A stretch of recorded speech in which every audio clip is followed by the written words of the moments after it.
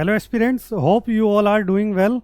In today's session, we will discuss about members of parliament local area development scheme, what is MPLETS and what is the controversy regarding utilization of fund in MPLETS, and at the end we will see कि इस पर UPSC ने किस type का question पूछा है prelims में। तो चलिए विदाउट एनी डिले स्टार्ट करते हैं अपने डिस्कशन को। व्हाट इज एमपीलेट्स, कि ये एमपीलेट्स क्या है। तो एमपीलेट्स जो है ये एक आपका लोकल एरिया डेवलपमेंट स्कीम है जो कि लॉन्च हुई थी दिसंबर 1993 में। और अगर हम नेचर की बात करें इसके, तो इसका जो नेचर है स्कीम का, ये सेंट्रल सेक्टर स्कीम है जो कि 100% फंडेड है गवर्नमेंट ऑफ इंडिया के द्वारा। और इसमें अगर हम फंड एलोकेशन की बात करें कि कितना फ़ंड जो है एलोकेट होता है, तो ये फ़ंड जो है 5 करोड़ पर MP per year fund allocate होता है इसमें। और ऑब्जेक्टिव अगर हम देखें इस स्कीम का, तो ऑब्जेक्टिव क्या है इसका, creation of durable community assets. कौन कौन से एसेट्स, लाइक रोड्स हो गए, स्कूल बिल्डिंग्स हो गई, वाटर फैसिलिटीज़ हो गई, तो ये सब एसेट्स को क्रिएट करना इस स्कीम का एक पर्पस है। प्राइमरी फोकस तो यही है कि ये सब डेवलपमेंट जो है एमपीज़ की ओन कॉन्स्टिट्यूंसी में होना चाहिए। और अगर रीसेंट कंट्रोवर्सी की बात करें कि अभी करंट में जो न्यूज़ में क्या ये कंट्रोवर्सी रही है, तो जो एलिगेशंस हैं बीजेपी के कांग्रेस पर, यानी कि जो 3 कांग्रेस एमपीज़ हैं राजस्थान के, उन्होंने एलिजेडली फंड यूज़ किया है कैथल हरियाणा में। और अगर हम फंड एलोकेशन को देखें कि कितना कितना फ़ंड इन एमपीज़ ने एलोकेट किया है, तो जैसे ब्रिजेंद्र सिंह ओला झुंझुनू से हैं, इन्होंने 25 लाख एलोकेट किया है।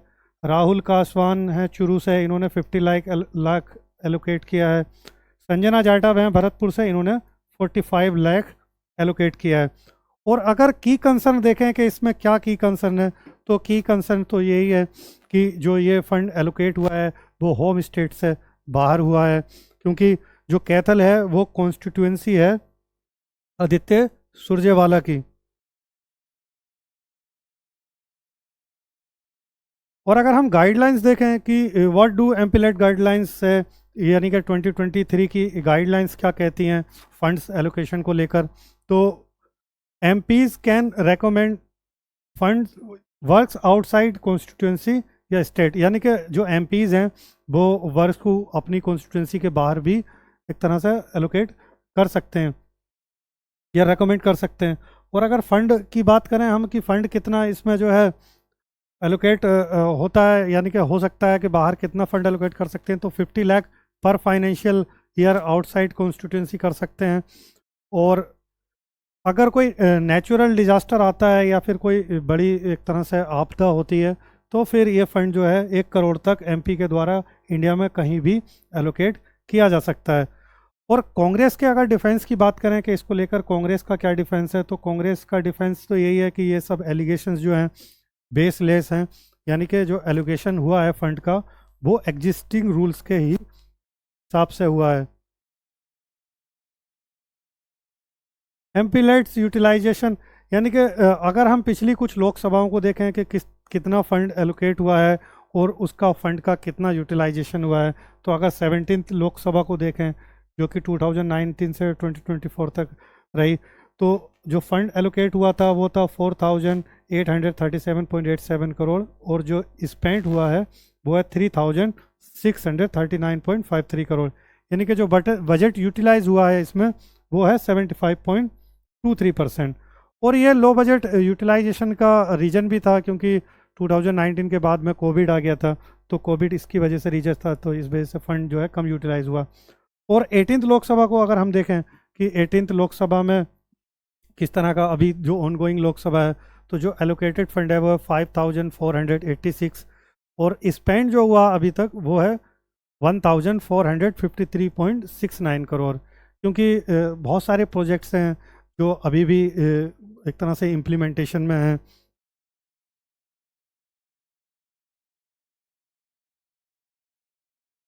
और अगर लॉन्ग टर्म यूटिलाइजेशन ट्रेंड्स देखें पिछले कुछ लोकसभाओं में कितना फंड जो है अनयूज़ रहा है, तो अगर 14th लोकसभा को देखते हैं तो 14th लोकसभा में ये अनयूज्ड फंड जो था वो 0.99% था। 15th लोकसभा में ये अनयूज्ड फंड बढ़कर 3.47% हुआ। 16th लोकसभा की अगर हम बात करें तो ये जो अनयूज्ड फंड बढ़कर जो है 8.7% तक हो गया था।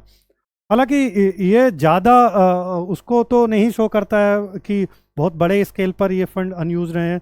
अगर पिछले 2 डिकेड को देखा जाए तो फंड जो है ऑलमोस्ट हाईली यूटिलाइज ही रहा है।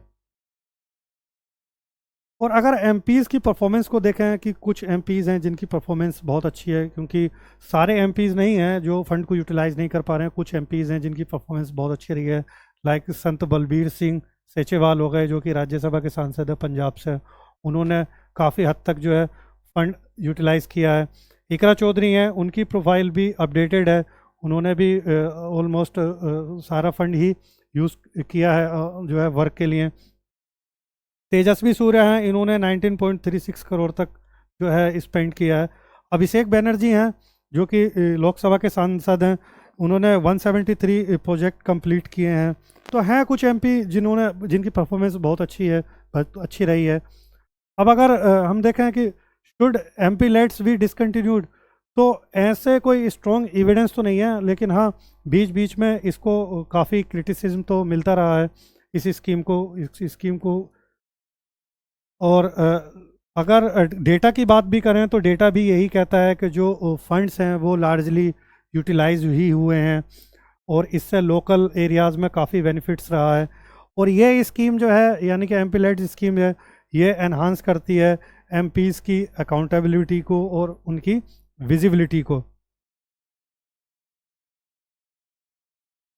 अब वे फॉरवर्ड क्या रहेगा? अगर हम वे फॉरवर्ड देखें तो जो रिमूवल है इस स्कीम का वो कोई बेटर ऑप्शन नहीं है, बट हाँ रिफॉर्म्स एक बेहतर ऑप्शन हो सकता है। तो रिफॉर्म्स किस तरह के होने, तो लाइक आपका कैपेसिटी बिल्डिंग हो गया, यानी कि शॉर्ट वर्कशॉप्स होने चाहिए एमपीज़ के प्रोजेक्ट प्लानिंग के लिए। ट्रांसपेरेंसी टूल्स होने चाहिए like wider use of geo tagging and dashboards. Outcome focus होना चाहिए, यानी कि align MPLAD works with local development needs.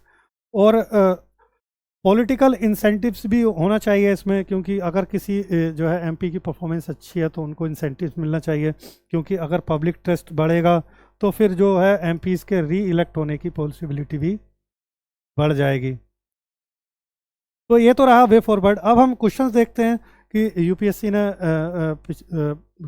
Last time किस टाइप का क्वेश्चन पूछा था एमपी लेट्स पर। तो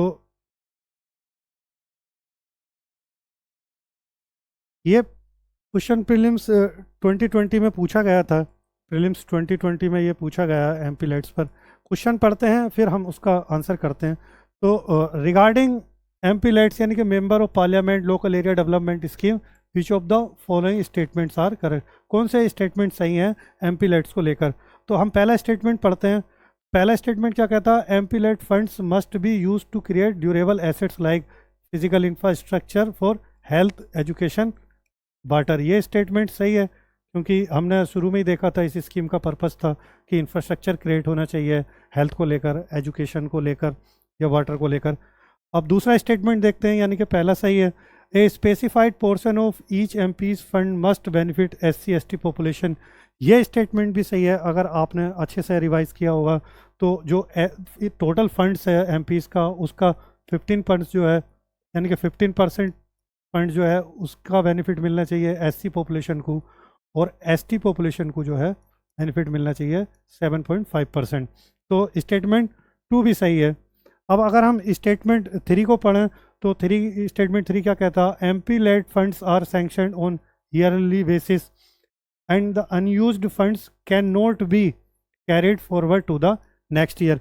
यह स्टेटमेंट आपका रॉन्ग है। और रॉन्ग क्यों है? क्योंकि जो फंड है वो लैप्स नहीं करता है, अनयूज्ड फंड वो जो है नेक्स्ट ईयर में एड ऑन हो जाता है। तो तीसरा स्टेटमेंट जो है वो गलत है। अब अगर हम फोर्थ स्टेटमेंट को देखें तो फोर्थ स्टेटमेंट क्या कहता है? तो the district authority must inspect at least 10% of all works under implementation every year. तो यह स्टेटमेंट सही है। और अगर आपने अच्छे से अगर आप रिवाइज करोगे और गाइडलाइंस को रीड करोगे तो आप देखोगे कि जो डिस्ट्रिक्ट अथॉरिटी हैं उनको मिनिमम 10% जो है वो इंस्पेक्ट करना ही करना है। तो अब कौन कौन से स्टेटमेंट सही हुए, यानी कि फोर्थ स्टेटमेंट भी सही हो गया। तो 1, 2 एंड फोर्थ, यानी कि अगर हम ऑप्शंस देखते हैं तो ऑप्शन डी मिलता है, 1, 2 एंड 4 सही हो जाते हैं। और वैसे भी अगर हम थर्ड ऑप्शन को देखते हैं कि थर्ड गलत है तो दो ऑप्शन, यानी कि थर्ड स्टेटमेंट गलत है, दो ऑप्शन आपके वैसे ही कट जाएंगे। तो आपको एलिमिनेशन भी अच्छे से आना चाहिए। कभी कभी ऐसा होता है कि एक आध स्टेटमेंट मिलने के बाद में आप दो ऑप्शंस निकाल देते हो, बाहर कर देते हो, तो आपका आंसर भी इजीली मिल जाता है। यहाँ पर आपको थोड़ा सा इशू आ सकता है, बट हाँ अगर अच्छे से आपने रिवाइज किया होगा तो फिर ये क्वेश्चन इजीली निकल जाएगा। तो फिर आंसर 1, 2 एंड 4 करेक्ट हो जाएगा। तो दैट्स ऑल अबाउट एमपीलेट्स। मिलते हैं नेक्स्ट टॉपिक के साथ।